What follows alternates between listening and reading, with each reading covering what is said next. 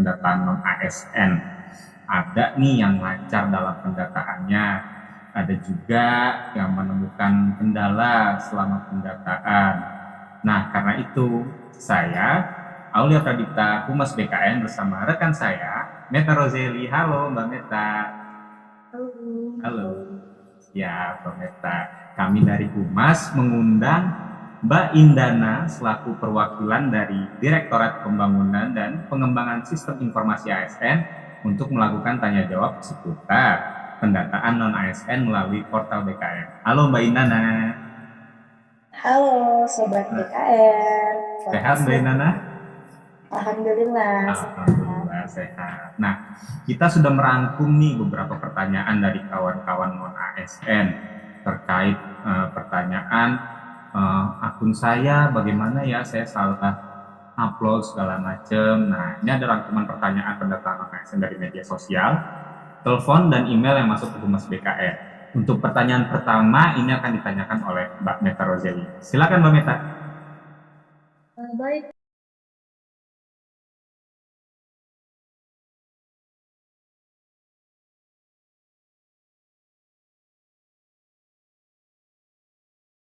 Ya, baik. Jadi gini ya, kalau di tenaga non ASN sudah melakukan pembuatan akun, kemudian melakukan pendaftaran, mengisi data, riwayat pekerjaan, kemudian dia resume dan submit, itu sudah tidak bisa lagi mengupdate.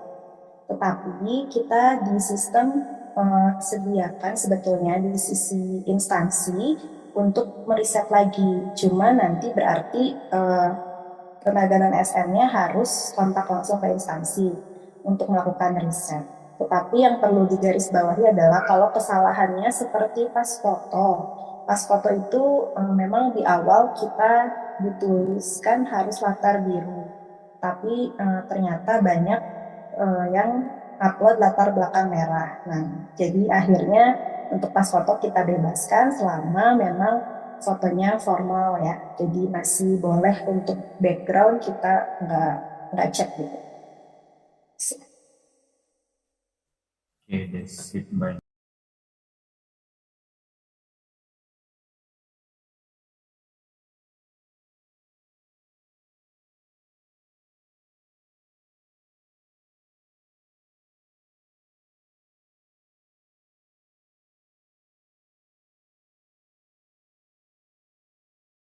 Ya, baik. Jadi ini agak berbeda ya dengan kalau kita biasa seleksi CASN. Kalau itu kan memang dari awal yang melakukan pendaftaran adalah pesertanya gitu ya, calon.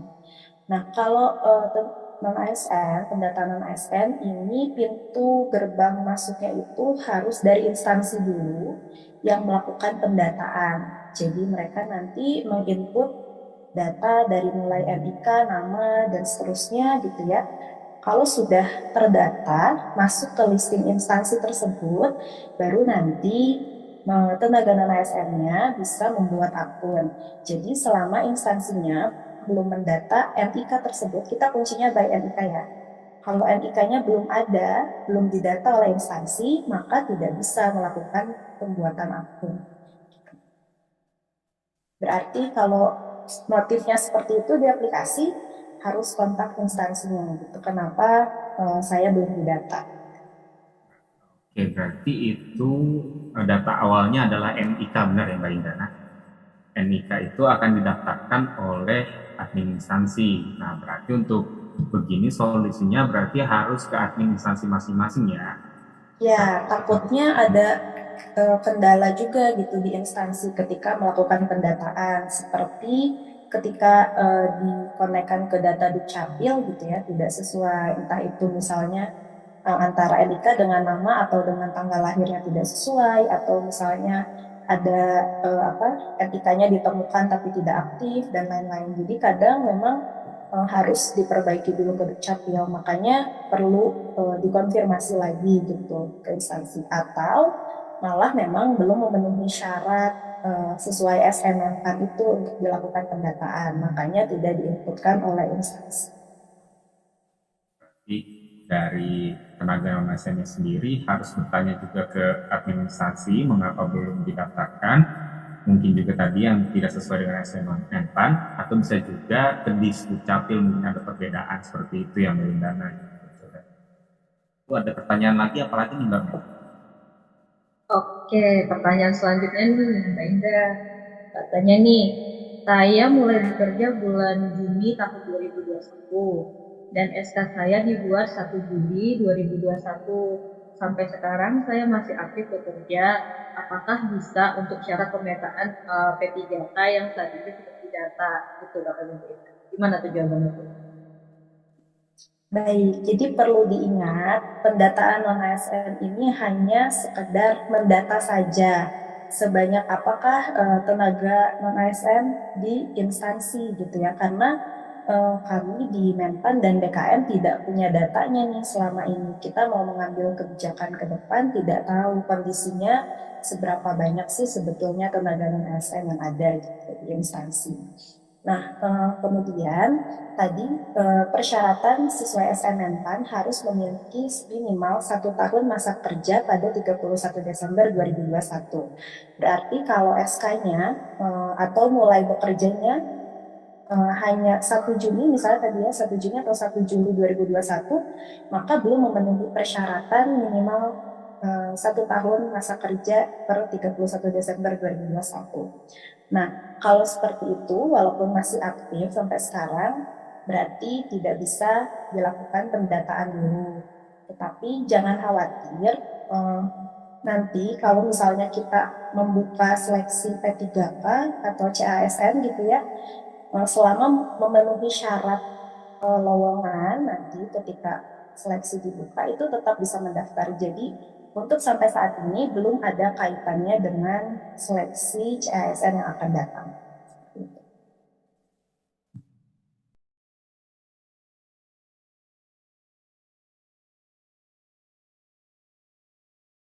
Terima kasih Mbak Indah, jawabannya berarti tuh Sobat PKN jangan khawatir ya, belum ikut dalam pendataan non ASN ini ya, karena belum tentu juga ini juga dipakai untuk seleksi datanya ya Mbak ya. Nanti dilihat kelanjutannya seperti apa ya Sobat BKN ya. Nah, kemudian untuk syarat-syarat itu kan sudah ada di depan, bos boleh dilihat dari situ apakah sudah mencukupi 1 tahun gitu ya. Oke, pertanyaan selanjutnya apa nih Mas Aul? Baik Mbak Meta. Nah, ini ada pertanyaan juga nih terkait pembiayaan penggajian nih Mbak. Nah, kalau saya pegawai non ASN, tapi penggajian saya dibiayai DLUD, apakah itu masuk dalam pendataan non ASN ini atau bagaimana? Selain itu juga ada guru yang dibayarkan melalui dana pos, tapi dia bekerja di sekolah swasta. Nah, seperti itu bagaimana ya? Baik, terima kasih. Ya, baik. Mungkin uh, kita balik lagi ya ke awal mula kenapa pendataan ini dilakukan. Ini kan berarti kita mau melihat nih kebutuhan di instansi pemerintah itu sebanyak apa sih gitu untuk ASN. Nah, kan berarti ketika mereka membuka peluang untuk tenaga non ASN, berarti ada formasi yang kosong atau tidak terisikan, tapi kebutuhannya ada. Nah, oleh karena itu, kalau misalnya sudah ditempatkan di swasta, otomatis diperlukannya di swasta, bukan di instansi pemerintah, maka tidak didata. Tuh. Jadi sekali lagi yang didata hanya yang bekerja pada instansi pemerintah. Kemudian untuk pembayaran sesuai SMNPAN di situ tertera pembayaran dengan APBD atau APBN ya, dan belanja pegawai. Nah, kalau ada yang tenaga non ASN tapi dibayarkan dengan BLU atau BLUD saat ini memang belum didata. Alasannya sama sebetulnya. Kalau kita ini maunya mencari atau mendata eh, tenaga non ASN di instansi yang statusnya itu sebetulnya belum jelas. Kalau BLU, BLUD itu statusnya sudah jelas, ada aturannya sendiri terkait itu. Jadi nanti ketika honorer atau tenaga non ASN dihapuskan, ke depannya mereka tetap bisa melakukan pembiayaan mandiri kalau BLU, BLUD, makanya tidak didata dulu.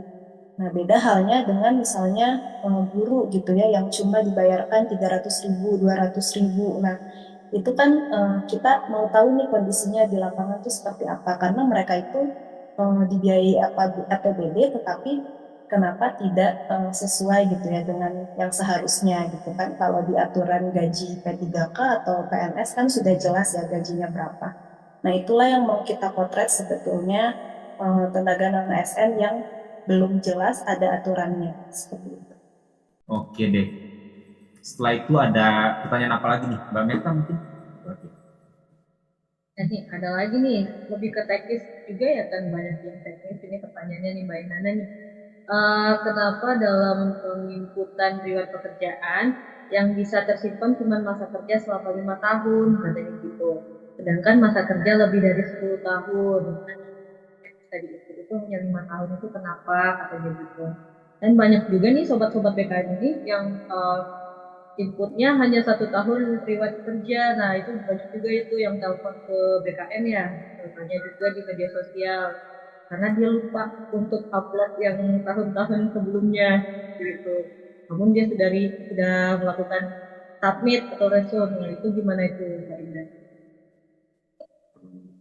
Ya, baik. Jadi, kenapa cuma 5 tahun? Itu memang alasannya sebetulnya kita pengen capture semua kalau bisa ya masa kerja. Tapi kan di setiap masa kerja itu kita perlu bukti SK, bukti pembayaran. Nah, 5 tahun aja tuh kadang mereka udah hilang gitu datanya.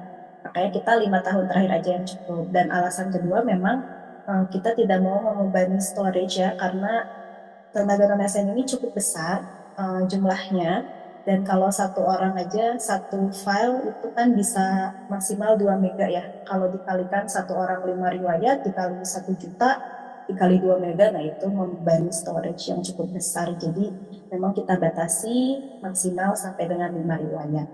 Kemudian kalau yang tadi kelupaan baru 1 riwayat, nah itu sama sih ya dengan yang pertanyaan awal tadi. Kalau instansinya bersedia melengkapi atau melakukan riset, itu bisa nanti kalau riset berarti tenaga non ASN-nya bisa membuat akun lagi dari awal dan seterusnya. Tapi kalau instansi bersedia melengkapi riwayatnya dengan mungkin tenaga non ASN-nya sudah membawa bukti-buktinya gitu ya, jadi udah diserahkan ke instansi tinggal input itu juga bisa kalau sekali lagi kalau memang instansinya bersedia. Tuh, kalau secara sistem dimungkinkan sebetulnya.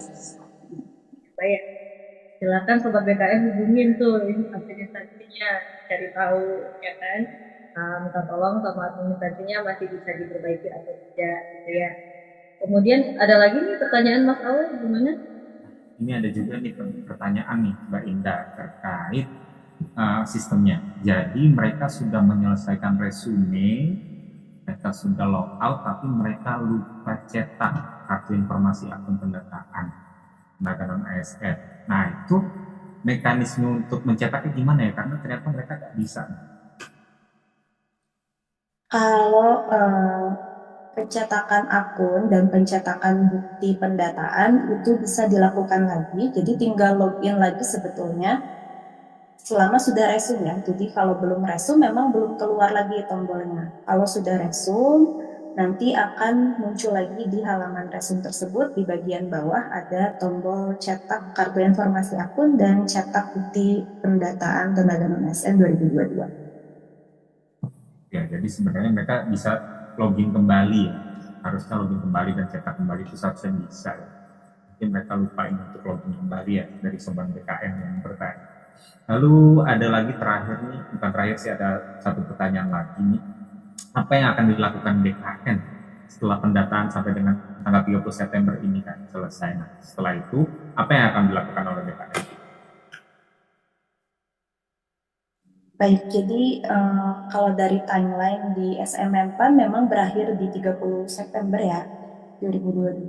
Jadi tapi setelah didiskusikan ada timeline tambahan. Jadi di 30 September itu kita sebut dengan prafinalisasi. Jadi setelah 30 September nanti akan dilakukan uji publik. Uji publik ini kita akan tampilkan hasil dari pendataan ini. Setiap instansi wajib mengumumkan. Nah, nanti selama kurang lebih 10 hari masyarakat bisa melihat nih gitu.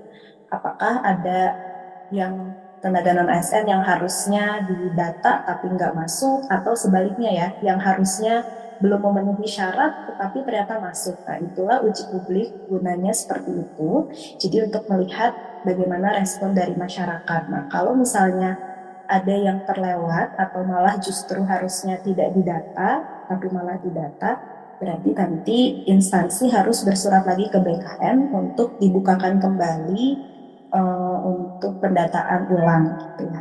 Jadi nanti setelah dibukakan akan bisa didata dari awal lagi. Baik itu mau menghapus bagi yang tidak memenuhi persyaratan ataupun untuk mendata yang terlewat tadi. Gitu.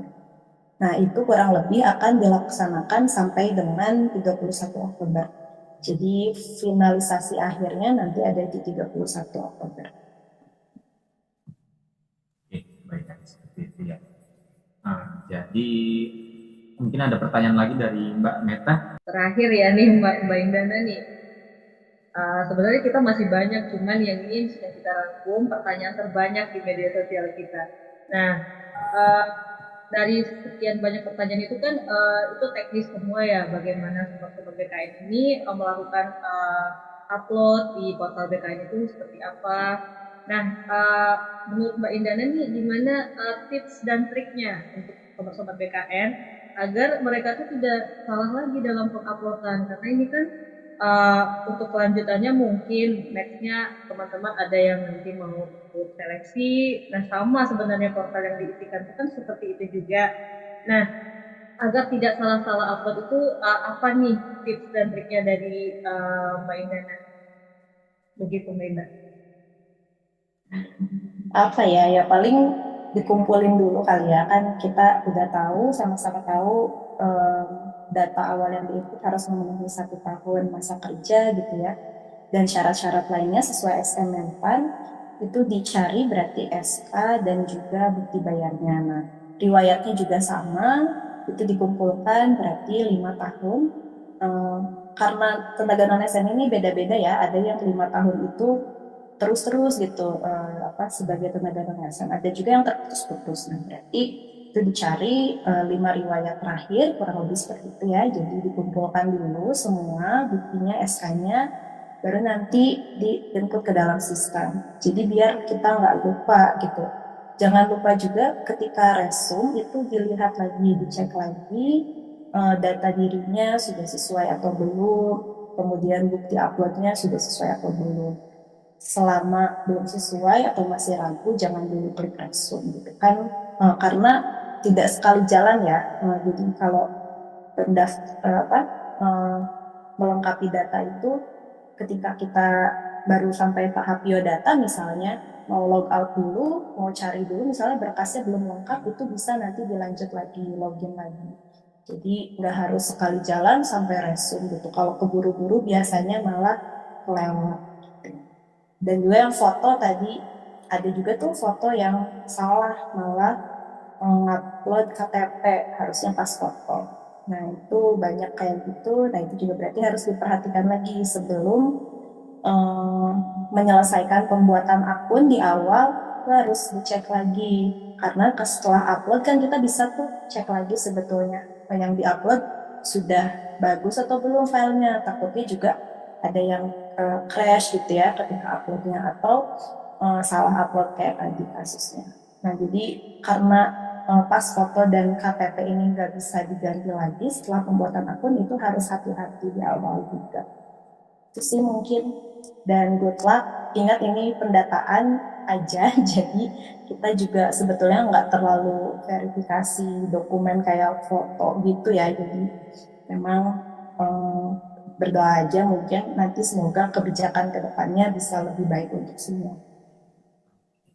Iya, jadi seperti itu ya sobat-sobat BKN, gimana tips dan triknya dari Mbak Indana nih agar kita tidak salah-salah lagi dalam upload data di portal BKN. Oke. Itu Mas Aulia, Iya, saya mohon maaf. kembali. Tapi ini ada satu lagi pertanyaan yang menurut saya bagus nih ditanyakan oleh siapa ini namanya? Ada di YouTube kita yang sedang kita live ini. Ada satu lagi, mohon maaf nih Mbak Ida. Mau tanya, yang diinput lima riwayat terakhir itu dari tahun 2017 sampai 2021 atau sebenarnya dari 2018 sampai saat ini sedang bekerja, karena dari BKD itu ada yang menyampaikan dari 2022. Mohon penjelasannya Mbak Ida, bagaimana? Ya, betul ya. Jadi kita nggak batasi sih sebetulnya. Jadi boleh 5 tahun itu sampai N-nya 2021 atau juga 2022. Tapi baiknya memang yang 2022 itu diinputkan ke dalam sistem sebagai bukti bahwa yang bersangkutan memang masih aktif sebagai tenaga non ASN hingga sampai saat ini. Oke, berarti sampai 2021 sebenarnya boleh, tapi baiknya memang sampai 2022 sebagai bukti bahwa tenaga non ASN itu bekerja sampai sekarang seperti itu ya. Karena memang Menpan sendiri bilang seperti itu ya, yang bekerja sampai dengan hari ini. Oke deh, mungkin itu kita bisa wrap up dulu ya Q&A kali ini. Terima kasih Mbak Indana atas waktunya sudah menyempatkan waktu bersama Humas BKN untuk melaksanakan Q&A tanya jawab seputar sistem pendataan non ASN. Untuk menutup acara kali ini, billahi taufiq wal hidayah. Assalamualaikum warahmatullahi wabarakatuh. Waalaikumsalam. Terima kasih Terima kasih Mbak teman-teman. Indana. Terima kasih sobat-sobat BKN dan tenaga non ASN.